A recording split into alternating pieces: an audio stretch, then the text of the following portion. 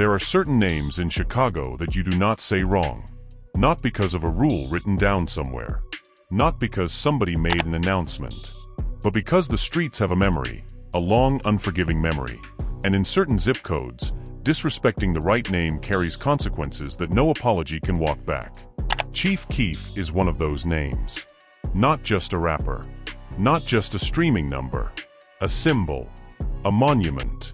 The kid from O'Block, from Parkway Gardens on the south side of Chicago, who took the sound of a city that the world had written off and turned it into a global movement before he was old enough to legally drink.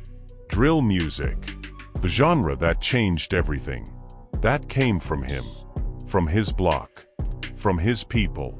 So when Lul Timm, a name that, according to social media users and hip-hop commentary channels, had been making noise in certain circles, allegedly made comments that were received as direct shots at Chief Keef, the reaction was not slow. It was not measured. It was not a Twitter argument. According to multiple accounts circulating across social media platforms in the days following the incident, O'Block members showed up. In person. And what happened next? The confrontation that was caught, commented on, and debated across every hip-hop platform within 48 hours, was not just a beef between two names. It was a reminder that in Chicago, legacy is not just respected. It is protected. To understand why this confrontation hit the way it did, you have to understand what O'Block actually is. O'Block is the street name for Parkway Gardens, a public housing complex on the south side of Chicago, specifically in the Woodlawn neighborhood. It is one of the most documented, most discussed, and most misunderstood locations in the entire history of American street culture. A place where, according to city crime data and decades of journalism, poverty and violence compounded on each other for generations in ways that produced both devastating loss and somehow, extraordinary creativity. It is the place that produced Chief Keef. And because it produced Chief Keef, it became something larger than a housing complex.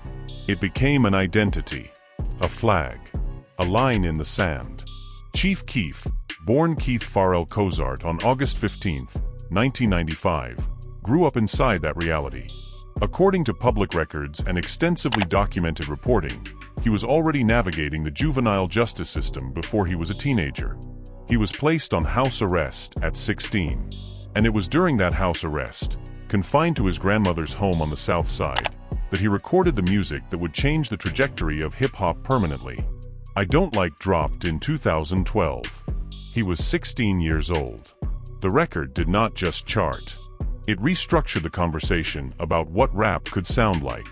The production, dark, minimalist, percussion-heavy, combined with Keef's flat, affectless delivery created something that felt genuinely new. Kanye West remixed it. Interscope Records came calling.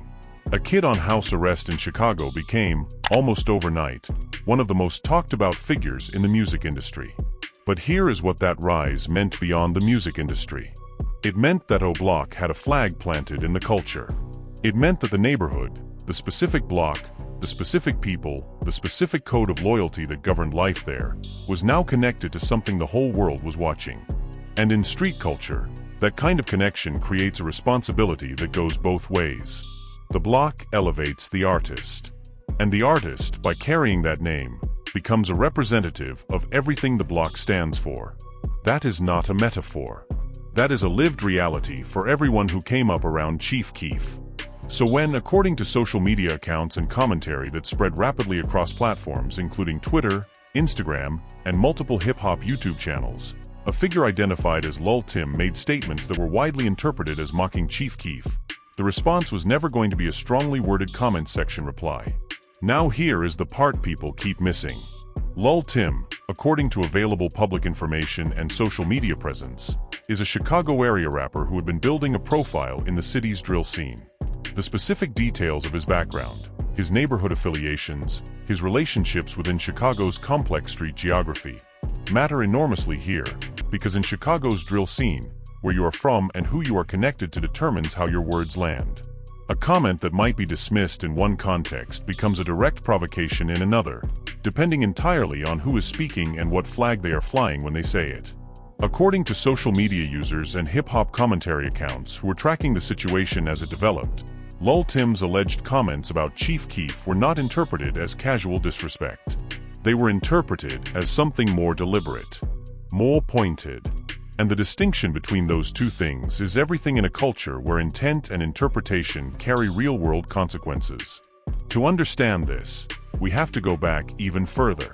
Chief Keef's relationship with Chicago, and specifically with the communities and individuals connected to O'Block, has always been complicated by distance.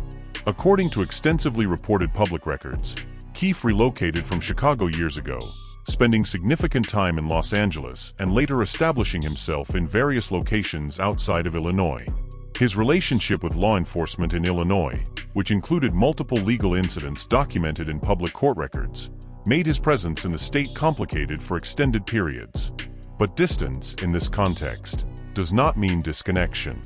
Not from O'Block. Not from the people who came up with him, who carry his name in their music, who built their own identities in the shadow and the light of what he created. The loyalty that O'Block extends to Chief Keef is not contingent on his physical presence in Chicago. It is historical. It is foundational. It is the kind of loyalty that does not expire. And that is precisely what made Lul Timm's alleged comments so combustible. Because you were not just talking about a rapper who moved to LA. You were talking about the person whose name is inseparable from an entire block's identity. An entire neighborhood's claim to cultural significance. You were, whether you intended to or not, talking about something that people in that circle have lost friends over, have been to funerals over, have carried grief over for years. According to reports that circulated across social media in the days leading up to the confrontation, there had already been tension building before things went public. Hip-hop commentary channels, several of which have tens of thousands of subscribers and track Chicago drill beef with detailed attention, were reporting that Lul Timm's statements had been circulating within certain circles before they became a wider internet conversation. Which means that by the time the confrontation allegedly happened, it was not a spontaneous reaction. It was, according to these accounts, the end point of a tension that had been accumulating. That right there is the part that changes how you understand everything that followed. Because a spontaneous confrontation and a deliberate one are two completely different things. A spontaneous reaction is emotion. A deliberate confrontation is a statement. And according to the social media accounts and hip-hop commentary that documented the situation as it unfolded, what O'Block members allegedly brought to Lul Timm was not just emotion. It was a statement. The confrontation, according to multiple accounts posted across social media platforms, accounts that were widely shared and commented on within the hip-hop community, was direct. According to these reports, O'Block-affiliated individuals made contact with Lul Timm in a setting that social media users described in detail, though the exact location and precise timeline have not been independently verified by major news outlets as of the time of this script. What has been documented, through the social media posts, the commentary channel breakdowns, and the reaction videos that accumulated hundreds of thousands of views within 48 hours of the incident becoming public knowledge, is that the confrontation was real, that it was intense, and that it sent a message that the Chicago drill community received loud and clearly. And then the internet got involved. The footage, whatever version of it existed, in whatever form it circulated, hit social media with a specific kind of velocity that only happens when a story touches something that people already have strong feelings about. This was not a slow burn. This was immediate. Within hours of the first accounts of the confrontation spreading, the hashtags were moving. Hip-hop Twitter, which has always functioned as its own kind of real-time courtroom for exactly these situations, was already dividing into camps. Commentary channels were uploading reaction videos before most of their audiences had even seen the original content. The architecture of internet hip-hop discourse, which moves with extraordinary speed when a Chicago story drops, had fully activated. And the reaction was not uniform. Not even close. According to social media posts and commentary that accumulated across platforms in the immediate aftermath, there were broadly three camps forming in real time. The first camp, and based on engagement numbers reported by various commentary accounts, arguably the largest, sided with O'Block without hesitation. Their argument, expressed across thousands of comments and reply chains, was essentially simple: you do not mock Chief Keef and expect nothing to happen. You do not take shots at the foundation of drill music, at the person who built the platform that every Chicago rapper after him has benefited from, and then act surprised when the block responds. According to these social media users, What happened to Lul Timm was not just foreseeable, it was, in their framing, appropriate. The second camp pushed back on that framing. According to commentary from this side of the conversation, the concern was not about Chief Keef's legacy or O-Block's loyalty. It was about the normalization of physical confrontation as a response to words. Several commentators, including some with significant followings in the hip-hop commentary space, argued that regardless of what Lul Timm allegedly said, the escalation to a physical or near-physical confrontation represented exactly the cycle that has cost the Chicago drill community so many of its most important figures. The third camp, smaller but present, raised questions about the full story. According to these voices, the context of what Lul Timm actually said, and whether it genuinely constituted the level of disrespect being attributed to it, had not been fully established. They argued that the internet had moved to reaction before the facts were fully in view. All three perspectives were circulating simultaneously. All three were generating engagement. And the algorithm, which does not distinguish between outrage and support, was amplifying all of it equally. Now here's the part people keep missing. The cultural mechanics of what happened here are inseparable from the specific history of Chicago drill, a history that includes not just extraordinary music but extraordinary loss. According to public records, journalism, and the extensively documented history of the Chicago drill scene, a significant number of the artists who came up alongside Chief Keef and represented O-Block and the broader South Side drill movement have died violently or are currently incarcerated.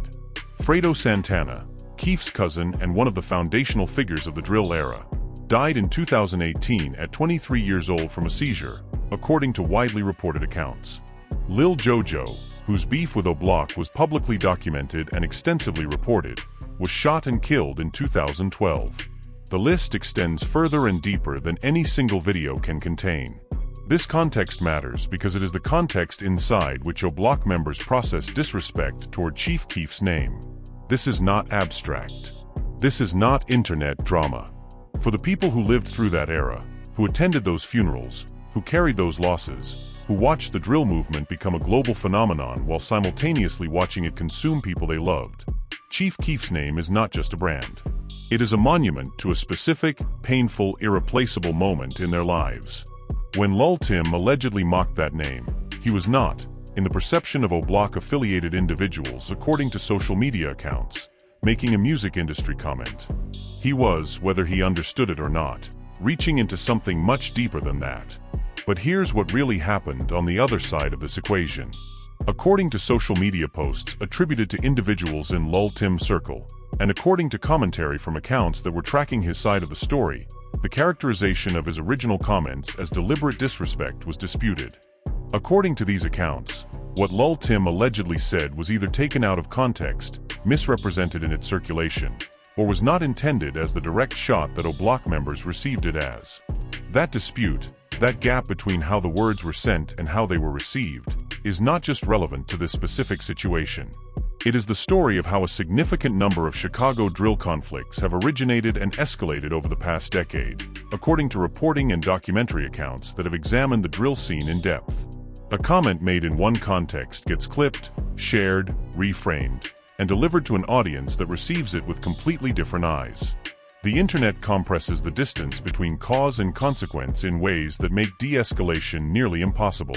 By the time both sides have a chance to have a direct conversation, if they ever do, the reaction has already happened. And the reaction, in this case, according to the social media documentation, was significant enough to become a story that spread beyond Chicago, beyond the drill community, into the broader hip-hop conversation about loyalty, legacy, and what it means to carry O-Block's name in your music. Same day, same story, and the commentary channels were already framing this as a defining moment. Not just for Lul Timm, who was now navigating a situation that had escalated far beyond whatever he had originally anticipated, but for the broader question of Chief Keef standing in Chicago, a standing that, according to social media reaction, remained essentially untouchable regardless of how many years had passed or how far from the South Side his career had taken him. Because here is the thing about legacy in street culture that outside observers consistently underestimate. It does not diminish with distance.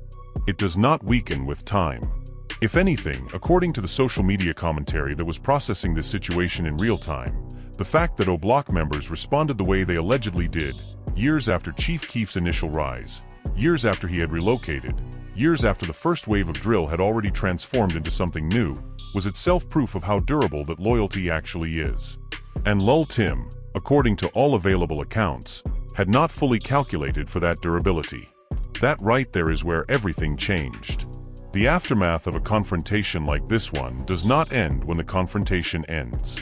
In the age of social media documentation, the aftermath is often longer, louder, and more consequential than the original incident. Because once something becomes content, once it enters the algorithm, gets clipped, gets reacted to, gets debated across hundreds of videos and thousands of comment sections, it takes on a life that no one involved in the original moment has any control over. And that is exactly what happened in the days following the alleged O-Block confrontation with Lul Timm. According to social media activity tracked by multiple hip-hop commentary channels, the story went through several distinct phases in its public life. The first phase was raw reaction, people sharing what they had heard, seen, or been told about the confrontation, with a kind of urgency that characterizes breaking news in the hip-hop internet space. The second phase was analysis, the commentary channels, the breakdown videos, the long-form reactions from accounts that specialize in Chicago drill specifically and who brought historical context to what had happened.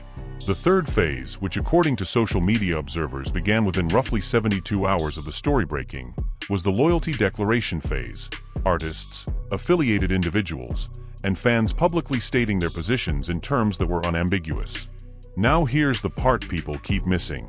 Lul Timm's position in all of this, his public response, or the relative absence of one, depending on which accounts you follow, became its own story within the story. According to social media commentary, the way a person responds to a confrontation of this nature carries as much cultural weight as the confrontation itself.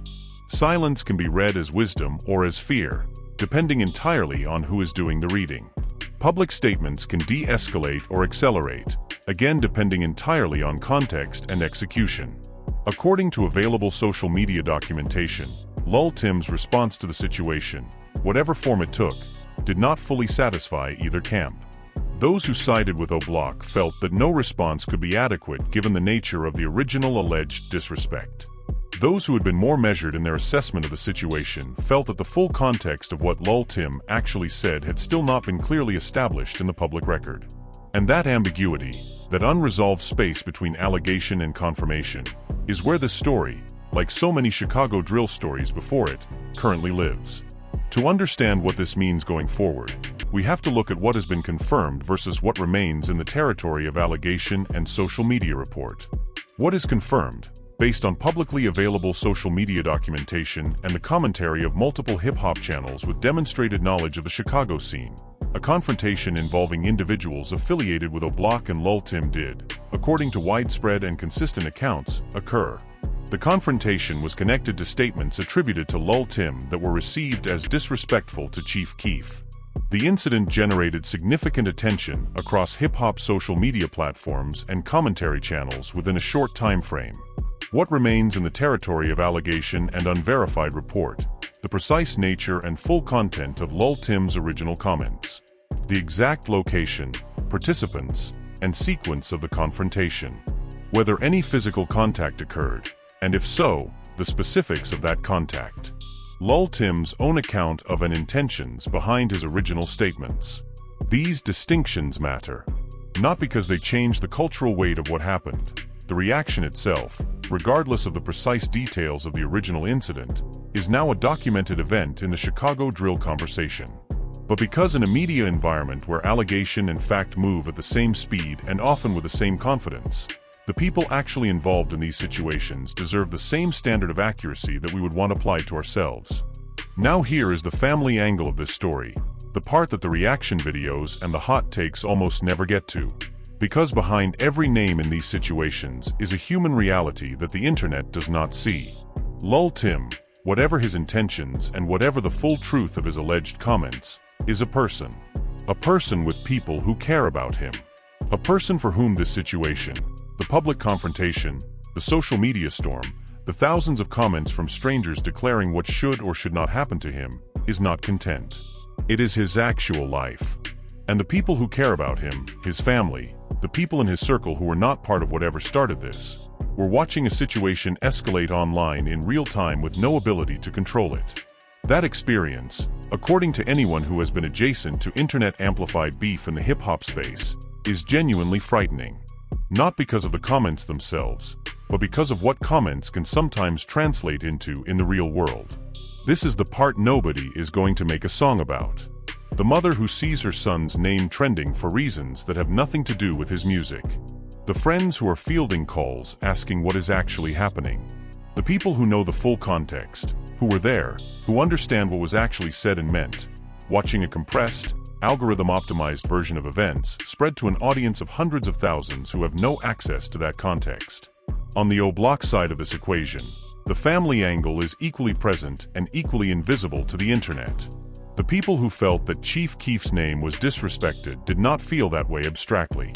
They felt it because Chief Keef's name is connected to real people, real losses, real history that they carry personally. The loyalty that allegedly produced the confrontation is not a performance. According to every documented account of O-Block culture, it is the product of shared experience, shared streets, shared grief, shared survival. That shared experience does not translate easily into a 60-second reaction clip. What does this mean culturally?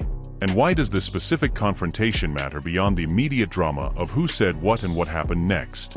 It matters because it is a window into something that the mainstream music industry and the mainstream media have consistently failed to reckon with honestly.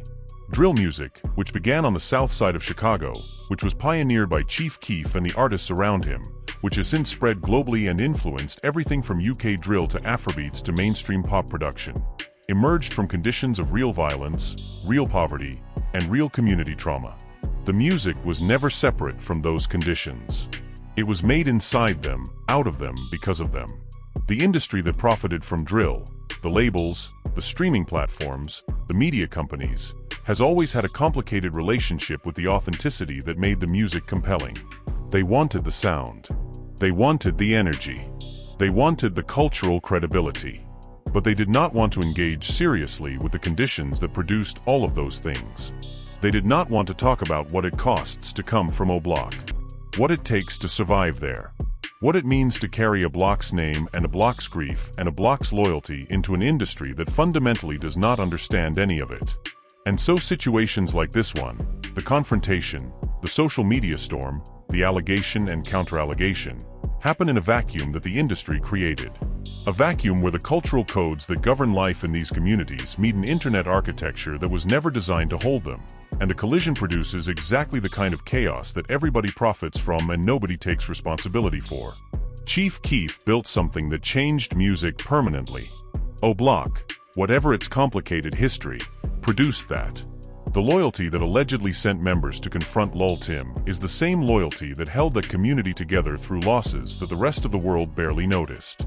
And Lul Timm, whatever his intentions, whatever the full truth of his original comments, is navigating the consequences of engaging, intentionally or not, with something that carries far more weight than a rap beef. That is the full picture. Not just the confrontation. Not just the social media reaction. Not just the allegation and the counter-narrative and the commentary channel breakdowns. The history. The grief. The loyalty. The cost of building something real in a world that consumes real things for entertainment and moves on. Chicago does not move on. That is the thing. The rest of the internet moves on to the next story in 48 hours. Chicago carries it. O-Block carries it. Chief Keef carries it, wherever he is. And the people connected to all of those names will still be carrying it long after this has stopped trending. That is why this story matters. And that is why, if you are going to say a name in Chicago, you better know what that name means before you say it. If this story made you think, if it made you feel something beyond the surface-level drama of who confronted who and what was said, then you already understand why we cover these stories the way we do. Because it is easy to make a reaction video. It is easy to take 30 seconds of footage or a clipped audio and build a narrative on top of it that gets clicks and moves on. That is not what this channel does. We go deeper. We talk about the history, the family, the loyalty that runs underneath every confrontation, every beef, every situation that the internet reduces to a meme before the people involved have even had a chance to process what happened to them. Chief Keef's name carries weight because he built something real out of something painful. Block carries weight because real people paid real prices to hold that community together through decades of loss. And Lul Timm, whatever the full truth of this situation turns out to be, is a real person navigating real consequences in a world that is watching and commenting and clipping and moving on. We owe all of these stories more than 30 seconds of reaction. If this video gave you something today, a fuller picture, a deeper context, something beyond the headline, then like it. Subscribe to this channel because we are committed to telling these stories with the weight they deserve. Hit that notification bell because the stories we cover next are just as layered, just as important, and just as misunderstood by the internet at large.